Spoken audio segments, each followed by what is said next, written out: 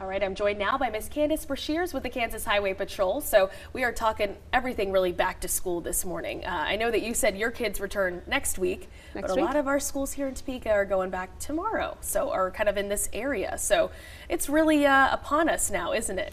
It is. The summer sneaks by so fast, and that school time is here already. Whether you're happy or you're sad about that, it's going to start either way. And I know that you guys were really hard at work at the KHP inspecting those buses. Do you mind telling me how that went kind of leading up into this school year?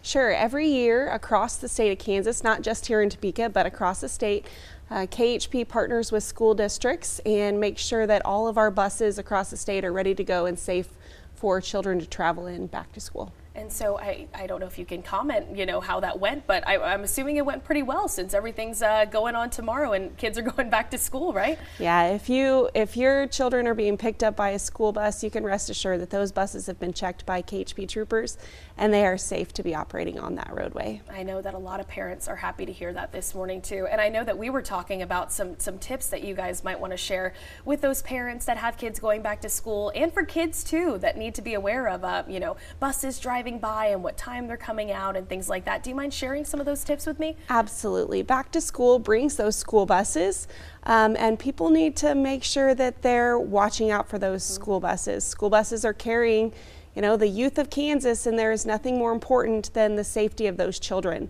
So when you're approaching a school bus, you need to be cautious. If their yellow lights turn on and start flashing, you can expect that stop arm is going to come out. Their red lights will start flashing, and everybody is required to stop for those school buses. And there is nothing more important than the safety of those kids, like I said before. So if you're approaching a school bus, those stop arms are out, you have to stop for that bus, no matter which direction of travel you're in. The only time that you don't have to stop would be if you're on a divided highway with a physical median barrier there. Yep, separated by grass median. Otherwise, both directions of travel have to stop for those school buses while they're loading and unloading. Yeah, and you also spoke there too, for parents, just beware what information you're putting out there, of course, as well. Do you mind speaking to that some too? Sure. All parents want to put out that back to school information, the pictures of their kids. I do that too, but you want to be very careful about what information you're sharing about your children.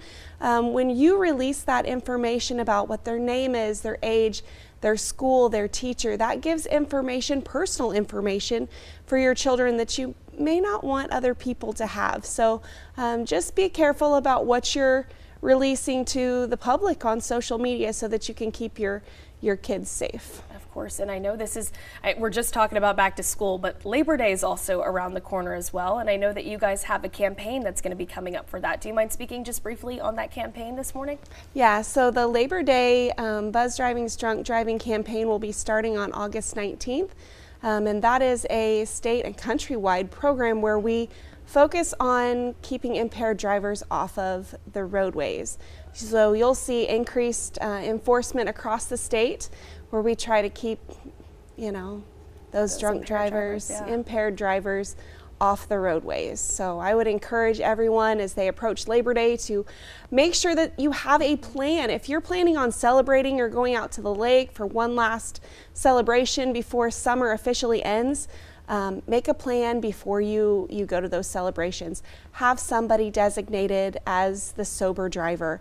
Make sure you have access to an Uber or Lyft, something. There are so many ways to where we can prevent ourselves and others from driving impaired on the roadways. Or, it's okay to be that person that takes the keys from somebody that may have had too much to drink or otherwise. So help us keep everybody safe so we don't have an increase in traffic fatalities. Yeah, well, yeah, and of course everyone wants to have fun celebrating the holiday, but just do so safely, right? Yes. Okay, well, Candice, thank you so much for coming on the show this morning.